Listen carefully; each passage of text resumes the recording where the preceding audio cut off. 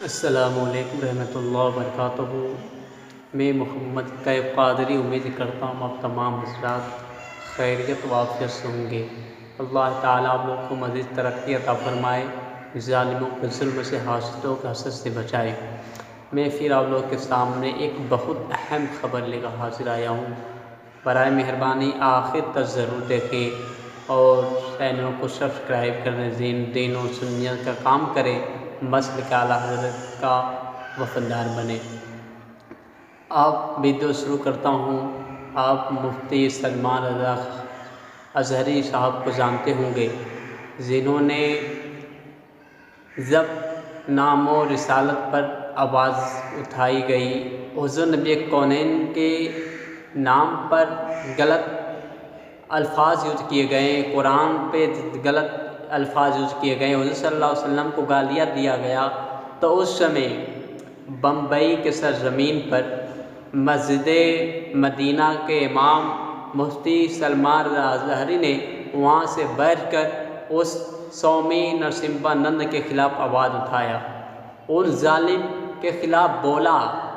लेकिन अफसोस की ख़बर ये है, कुछ लोगों ने उनके ख़िलाफ़ दरख्वास्त दर्ज कराएँ, FIR पेश कर दिए थाने में।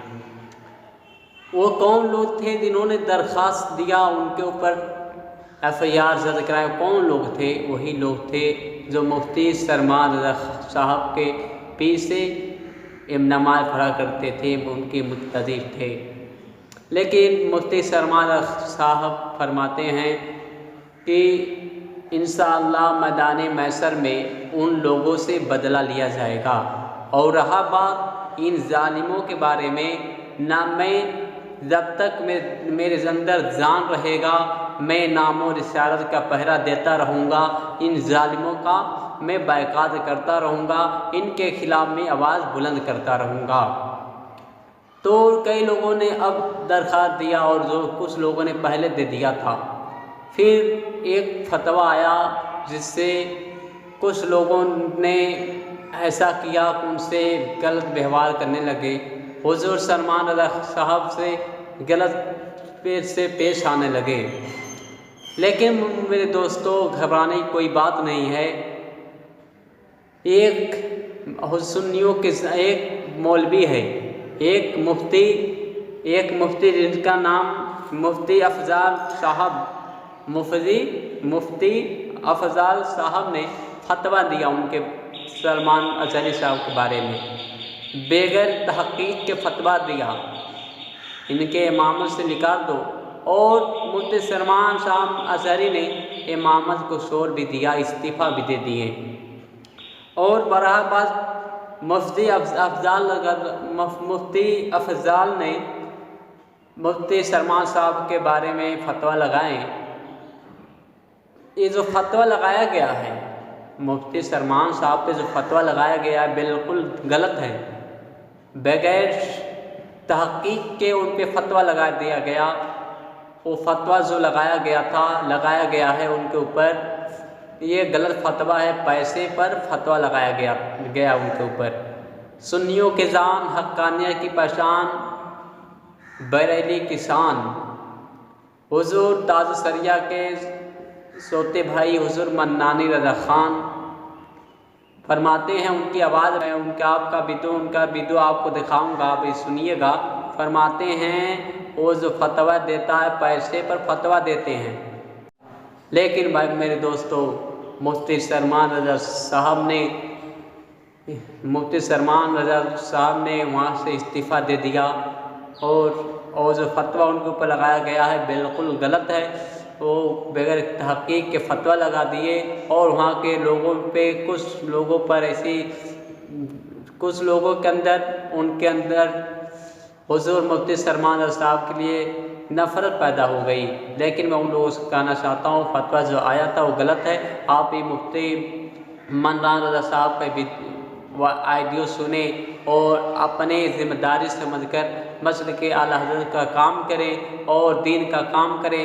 आप लोगों का बहुत सपोर्ट हमें चाहिए, आप मुझे सपोर्ट करें, मेरे चैनल को सब्सक्राइब करें, आगे शेयर ज़रूर कर दें। इंशाल्लाह अगर फिर मिलते हैं एक नए वीडियो के साथ। अस्सलाम वालेकुम रहमतुल्लाहि व बरकातहू। जो बगैर तहकीक के फतवा दे देता हो, दुनियादार के किस्म के लोग कहीं से आ जाएं तो जिसको नजराना देते होंगे।